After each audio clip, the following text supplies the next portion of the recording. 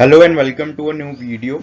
We are going to start with the material chapter from now. So material chapter start करने के लिए पहले हम इसकी थीम समझते हैं कि एक्चुअल में हम इस चैप्टर में क्या स्टडी करते हैं एंड क्या इस चैप्टर का मोटिव है. Material is the most important component of cost for a manufacturing company. तो जो भी मैन्युफैक्चरिंग कंपनी होती है उसका अगर कॉस्ट देखा जाए तो सबसे ज़्यादा कॉस्ट लगता है फिक्स्ड कॉस्ट में, जहाँ अपन मशीन और फैक्ट्री वगैरह खरीदते हैं. अगर उस फिक्स्ड कॉस्ट को हटा दें तो हमारे पास जो सबसे मैक्सिमम कॉस्ट बनता है वो मटेरियल से बनता है. अब वो डायरेक्ट मटेरियल भी हो सकता है और रॉ मटेरियल भी हो सकता है. रॉ मटेरियल और डायरेक्ट मटेरियल वेरिएबल कॉस्ट होते हैं कंपनी के, जो कि सबसे ज़्यादा होते हैं. इसलिए हमें स्टडी करना नेसेसरी है कि आखिर मटेरियल कॉस्ट कैलकुलेट कैसे करते हैं और मेंटेन कैसे करते हैं. We will calculate the inventory control and value of material. तो बेसिकली इस चैप्टर में हम मटेरियल का वैल्यू कैलकुलेट करते हैं. जो भी हमने मटेरियल परचेज किया है या फिर परचेज करने वाले हैं उसकी क्या वैल्यू हो सकती है उसे हम कैलकुलेट करते हैं. एंड इन्वेंटरी कंट्रोल में हम ये आइडेंटिफाई करते हैं कि प्रोडक्शन करने के लिए हमारे पास कितना रॉ मटेरियल या फिर कितना डायरेक्ट मटेरियल रिक्वायर्ड रहना चाहिए. हमेशा हमारे स्टॉक में इतना तो कम से कम मटेरियल होना ही चाहिए ताकि हम प्रोडक्शन कर पाएँ. तो मेजॉरिटी ऑफ टाइम्स हम दो चीज़ ही इस चैप्टर में सीखते हैं कि हम इन्वेंट्री को कंट्रोल कैसे करें एंड उसका वैल्यूएशन कैसे करें. तो टॉपिक्स हम पढ़ने वाले हैं इसमें. Methods of pricing a material issued. Store room में स्टॉक जब रहता है तो वो प्रोडक्शन डिपार्टमेंट के पास जाता है. अब जब हम उस रॉ मटेरियल को प्रोडक्शन डिपार्टमेंट को दे रहे हैं तो किस रेट पे हम उस मटेरियल को नोट डाउन कर रहे हैं, रिकॉर्ड कर रहे हैं, उसकी प्राइसिंग क्या हम रिकॉर्ड कर रहे हैं. उस प्राइसिंग को कैलकुलेट करने के लिए बहुत सी मेथड्स हैं जिसे हम इस चैप्टर में पढ़ेंगे. एक और टॉपिक है जो कि है मटेरियल इन्वेंटरी कंट्रोल टेक्निक्स. इस टेक्निक्स में हम ये आइडेंटिफाई करते हैं, डिटरमाइन करते हैं कि हमारे स्टॉक में कितना रॉ मटेरियल होना चाहिए ताकि हम प्रोडक्शन कर सकें. इसके लिए हम स्टोर लेजर अकाउंट बनाते हैं. स्टोर लेजर अकाउंट क्यों बनाते हैं? ताकि हम प्रॉपर रिकॉर्ड मेंटेन कर सकें कि हमारा रॉ मटेरियल कहाँ पे है, किस रेट पे है, कितना स्टोर रूम में पड़ा है, कितना प्रोडक्शन डिपार्टमेंट के पास पड़ा है. ये प्रॉपर रिकॉर्ड करने के लिए हम स्टोर लेजर अकाउंट बनाते हैं. अब एक ओवरव्यू लेते हैं कि आखिर ये पूरी चीज़ें काम कैसे करती है. तो एक होता है परचेज डिपार्टमेंट, एक होता है स्टोर डिपार्टमेंट और एक होता है production department. Purchase department raw material या डायरेक्ट मटेरियल को परचेज करती है, परचेज करके स्टोर डिपार्टमेंट को दे देती है स्टोर करने के लिए. जब भी प्रोडक्शन करना हो तो प्रोडक्शन डिपार्टमेंट स्टोर डिपार्टमेंट से रिक्वायर्ड क्वांटिटी मांगता है रॉ मटेरियल या डायरेक्ट मटेरियल की, and store department production department को वो भेज देता है ताकि प्रोडक्शन हो सके. तो साइकिल कुछ इस प्रकार से है कि परचेज डिपार्टमेंट पहले रॉ मटेरियल डायरेक्ट मटेरियल को परचेज करेगा, उससे परचेज करके इशू कर देगा स्टोर डिपार्टमेंट को. तो यहाँ पे इशू कर रहा है परचेज डिपार्टमेंट एंड रिसीव कर रहा है स्टोर डिपार्टमेंट. जब भी प्रोडक्शन करना होगा तो स्टोर डिपार्टमेंट वापस इशू कर देगा प्रोडक्शन डिपार्टमेंट को वो मटेरियल, एंड प्रोडक्शन डिपार्टमेंट उस रॉ मटेरियल को रिसीव करेगा.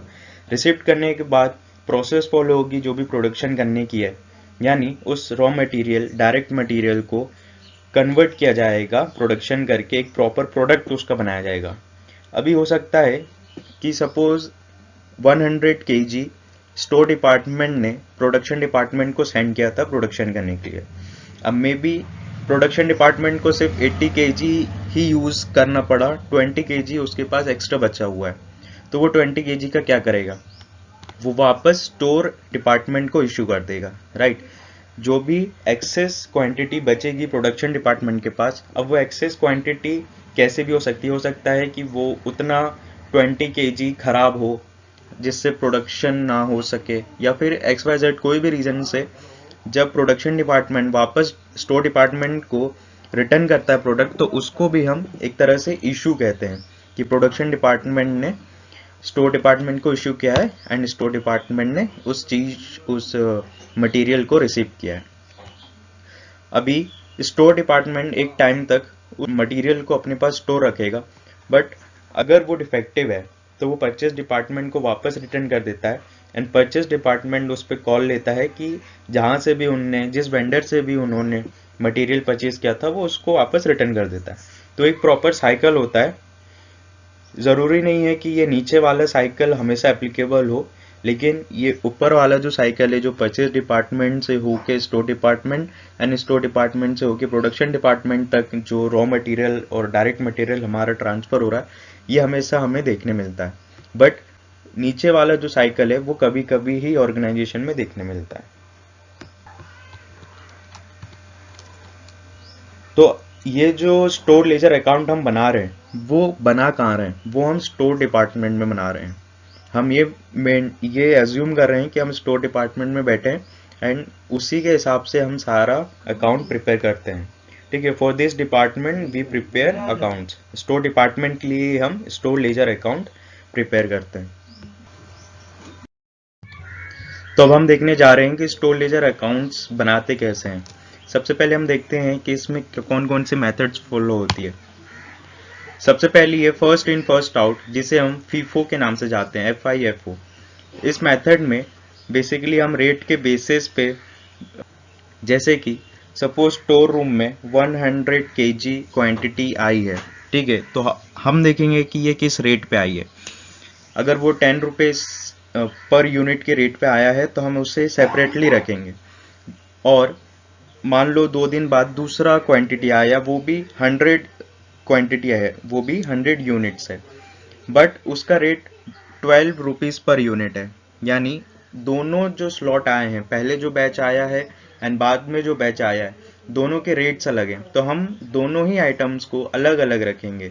उसका प्रॉपर हम बैच बनाएंगे कि 10 रुपीज़ वाला बैच ये है, 12 रुपीज़ वाला बैच ये है। उन दोनों को हम सेपरेटली रखेंगे।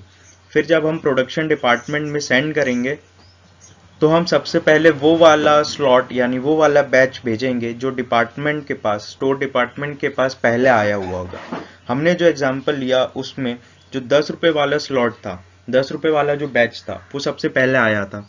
2 दिन बाद 12 रुपये वाला स्लॉट आया था। तो first in first out method में जो सबसे पहले हमारे पास स्टोर रूम में आया है, जो कि 10 रुपये वाला बैच है, उसे हम सेंड करेंगे प्रोडक्शन डिपार्टमेंट को, ताकि वो उसका प्रोडक्शन कर सके। सेकेंड मेथड है लास्ट इन फर्स्ट आउट, यानी जो सबसे लेटेस्ट स्टोर रूम में मटेरियल आया है उसे हम सबसे पहले भेज देंगे। लास्ट इन यानी सबसे लेटेस्ट जो आया है फर्स्ट आउट, उसको हम सबसे पहले भेज देंगे प्रोडक्शन के लिए, प्रोडक्शन डिपार्टमेंट में। हमारे एग्जांपल में जो 12 रुपीज़ पर यूनिट वाला बैच था उसको हम भेजेंगे हैज़ पर द सेकेंड मेथड। जब हम सेकेंड मेथड के बेसिस पे स्टोर लेजर अकाउंट बनाएंगे तो हम जो 12 रुपीज़ पर यूनिट वाला स्लॉट यानी बैच था उसे हम प्रोडक्शन के लिए सबसे पहले भेजेंगे। सिंपल एवरेज मेथड में हम रेट्स का एवरेज निकालते हैं और उस बेसिस पे हम अकाउंटिंग करते हैं। वेटेड एवरेज मेथड में हम वेटेड एवरेज निकालते हैं एंड उस बेसिस पे हम उसकी अकाउंटिंग करते हैं। तो जब हम क्वेश्चन सॉल्व करेंगे इस पे, तब हमें और क्लैरिटी होगी कि कौन कौन से मेथड्स में हम कैसे कैसे प्रोसीजर फॉलो करते हैं। एक बार हम इस स्टोर लेजर अकाउंट का फॉर्मेट देख लेते हैं। सबसे पहले आती है डेट, फिर रिसिट कॉलम आती है। रिसिट कॉलम में क्वांटिटी, रेट्स एंड अमाउंट आता है। क्वांटिटी दी रहेगी, उसका रेट दिया रहेगा, उसको मल्टीप्लाई करके हम अमाउंट निकाल लेंगे। ये वो रिसिप्ट है जो स्टोर डिपार्टमेंट के पास, ठीक है, आया हुआ होता है। यानी जो भी रिसिप्ट करेगा स्टोर डिपार्टमेंट, उसके एंट्री हम यहाँ करेंगे, एंड जो भी इशू करा जाएगा डिपार्टमेंट के द्वारा, भले ही वो प्रोडक्शन डिपार्टमेंट को इशू हो या फिर वापस परचेस डिपार्टमेंट को इशू हो, वो एंट्रीज हम यहाँ पुट करेंगे। एंड लास्ट में हम बैलेंस निकालेंगे कि रिसिप्ट एंड इशू करने के बाद हमारे पास एट द एंड कितना बैलेंस बचा हुआ है। सो नेक्स्ट वीडियो में हम कुछ क्वेश्चन सॉल्व करेंगे। Thank you for watching.